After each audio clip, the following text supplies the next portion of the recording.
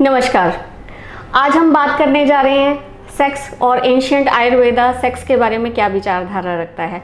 आयुर्वेद हमेशा प्रेरित करता है सही जीवन प्रणाली के लिए और अच्छे स्वास्थ्य के लिए। जैसे कि सेक्स के बारे में हम आज बात करने जा रहे हैं। सेक्स हर इंसान की, क्रिएचर की, जानवर की, जितनी भी सृष्टि में जीव हैं उन सब इंसानों के या जीव के लाइफ का एक बहुत इम्पॉर्टेंट पार्ट है, क्योंकि इससे नेक्स्ट स्पीसीज़ जो हैं वो जनरेट होती हैं, रिप्रोडक्टिव सिस्टम है और आगे से आगे जो हमारी जनरेशन्स हैं वो मल्टीप्लाई होती हैं। तो इस चीज़ को ध्यान में रखते हुए आज हम बात करेंगे आयुर्वेद में इस तरह की क्या विचारधारा है और ऐसे क्या सेट रूल्स रेगुलेशंस हैं जिनको हम फॉलो करके अपनी सेक्सुअल लाइफ को और अपने शरीर को पूरी तरह से हेल्दी रख सकते हैं। सबसे पहले हम बात करेंगे कि ऐसी क्या चीज़ें हैं जिनको हमें अवॉइड करना चाहिए। तो इंटीमेसी के दौरान कुछ चीज़ों का हर इंसान को जो है वो पालन करना चाहिए। जैसे कि जब पीरियड्स आए हो, मेंसेस आई हो, तो उस टाइम पे इंटीमेसी जो है वो प्रोहिबिटेड मानी जाती है, क्योंकि इन्फेक्शन होने का डर बहुत ज़्यादा रहता है, कई बार इंटरनल इंजरीज होने का डर रहता है। तो इस टाइम पे ये चीज़ जो है वो प्रोहिबिटेड मानी गई है। इसके बाद अनकंफर्टेबल पोजीशंस जो है वो कभी भी हमें अडॉप्ट नहीं करनी चाहिए, क्योंकि जब भी हम अनकंफर्टेबल पोजीशंस अडॉप्ट करेंगे तो उस टाइम पे भी इंजरी होने की संभावनाएँ जो हैं वो बढ़ जाती हैं। हाइजीन का जो है वो विशेष ध्यान रखना चाहिए। अगर आप हाइजीन का ध्यान नहीं रखेंगे तो कोई भी इन्फेक्शन या किसी भी तरह का इन्फ्लेमेशन होने का डर रहता है, तो वो चीज़ आपको बहुत अच्छे से ध्यान में रखनी चाहिए। आयुर्वेद के अनुसार एक स्पेशल सेगमेंट इसमें ज़रूर बताया गया है, जो इंसान आपको पसंद ना हो, जिस इंसान का करैक्टर अच्छा ना हो और जो इंसान दिखने में भी आपको अच्छा ना हो, जिसके साथ आपकी विचारधारा मैच ना करे, ऐसे इंसान के साथ इंटीमेसी या फिर सेक्सुअल इंटरकोर्स जो है वो वर्जित माना गया है। उसका कारण है इसके साथ कुछ साइकोलॉजिकल इश्यूज भी हो सकते हैं, क्योंकि वो ऑरा और वो एनर्जी पर्टिकुलर दूसरे आदमी को ज़रूर प्रभावित करती है। इसके बाद हम बात करें तो जब डिलीवरी होती है, महिलाएं शिशुओं को जन्म देती हैं, अगर तो नॉर्मल डिलीवरी हुई है तो उसके कम से कम 3 महीने तक जो है वो सेक्स अवॉइड करना चाहिए। अगर उनका ऑपरेट हुआ है, सी सेक्शन के साथ उनकी डिलीवरी हुई है, तो 6 महीने तक जो है वो इंटरकोर्स को बंद करना चाहिए। मतलब 6 महीने के बाद आप कर सकते हैं, क्योंकि बॉडी टाइम लेती है रिकवरी के लिए, हीलिंग के लिए उसको उतना टाइम चाहिए होता है। प्रेगनेंसी के टाइम में अवॉइड करना चाहिए, क्योंकि उस टाइम पे भी इंटरनल इंजरीज होने का कई बार खतरा रह सकता है। तो प्रेगनेंसी के टाइम में अवॉइड कीजिए। और आयुर्वेद में मल्टीपल पार्टनर्स को प्रोहिबिटेड बताया गया है। उसका एक विशेष कारण है, क्योंकि इसके साथ बहुत सारी हम कह सकते हैं कि इन्फेक्शंस होने का डर रहता है। और दूसरी बात ये कि जब आप अपने पार्टनर के साथ सिंगल पार्टनर अपना हस्बैंड या वाइफ हम रखते हैं, तो उनके साथ एक इमोशनल बॉन्ड जो है वो बहुत अच्छा शेयर होता है। हम उनकी केयर करते हैं, प्यार की, अफेक्शन की जो भावना है वो बहुत ज़्यादा बढ़ती है और आपका माइंड, आपका इमोशनल पार्ट जो है वो बहुत अच्छे से रिलैक्स होता है।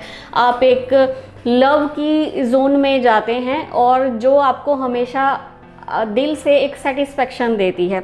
इसके बाद अगर हम बात करें तो एनिमल सेक्स को आयुर्वेद में प्रोहिबिटेड माना गया है, क्योंकि उनके साथ हम अपना इमोशनल वेवलेंथ जो है वो शेयर नहीं कर सकते हैं।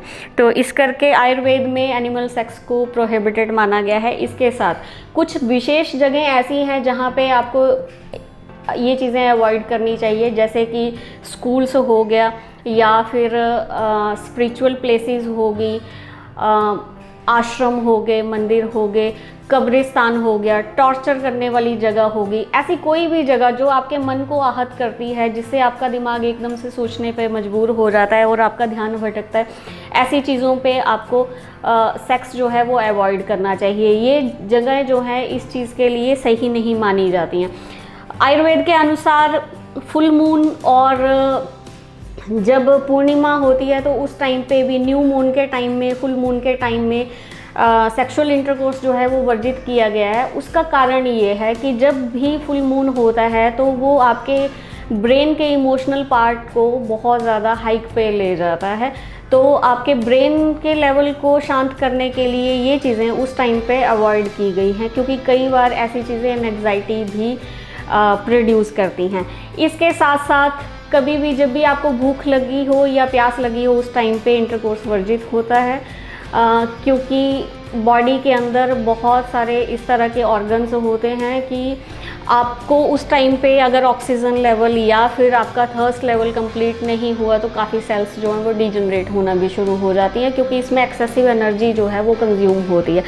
इसके अलावा किसी भी पर्सन को यूरिन की या फिर मोशन की अर्ज हो, उस टाइम पे ये चीज़ अवॉइड करनी चाहिए।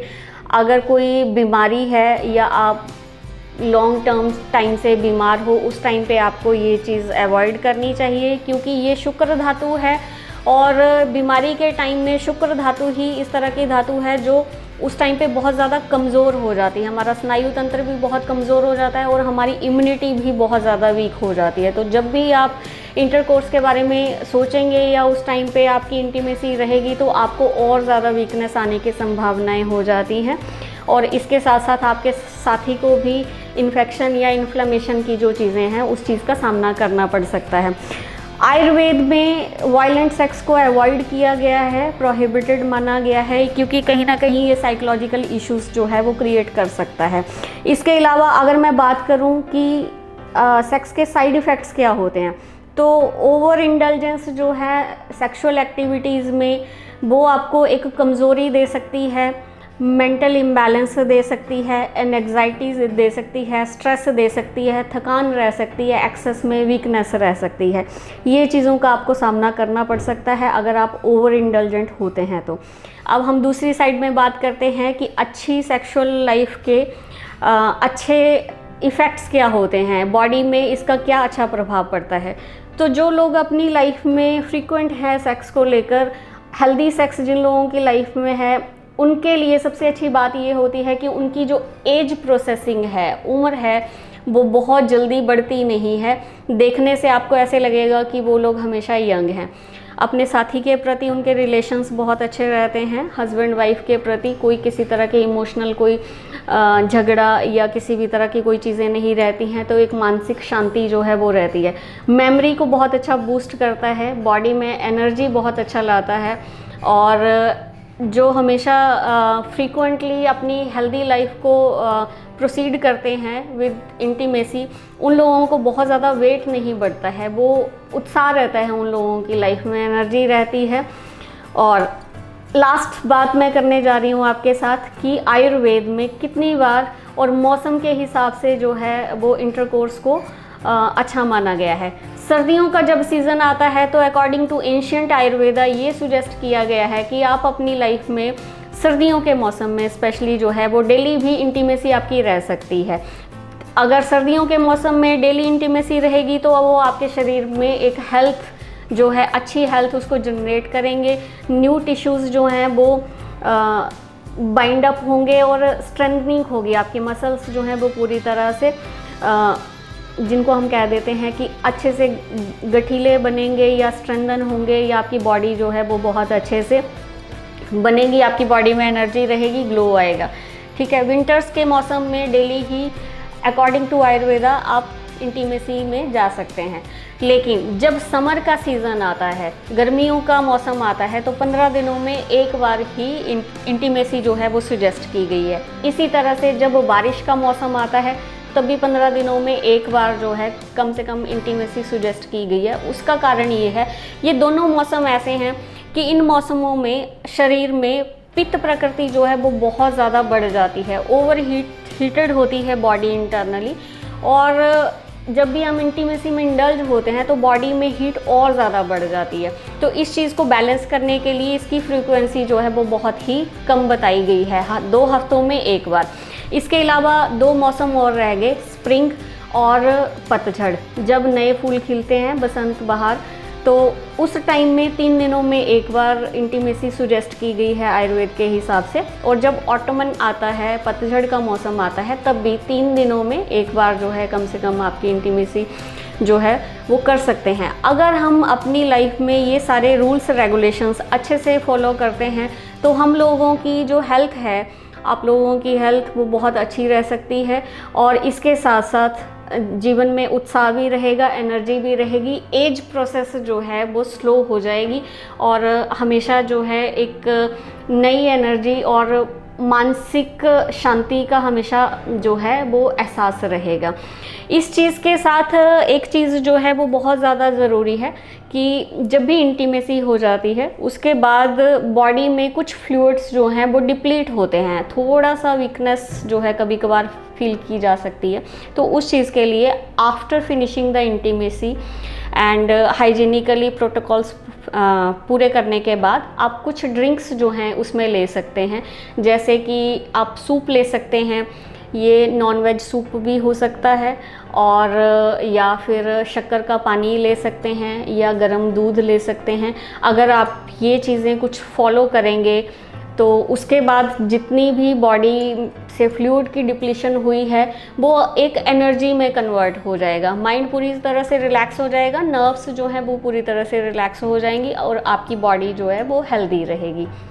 सो आई होप मैंने जो आपको ये जानकारी दी है अकॉर्डिंग टू एंशिएंट आयुर्वेदा वो आप लोगों के ज़रूर काम आएगी। Thank you so much.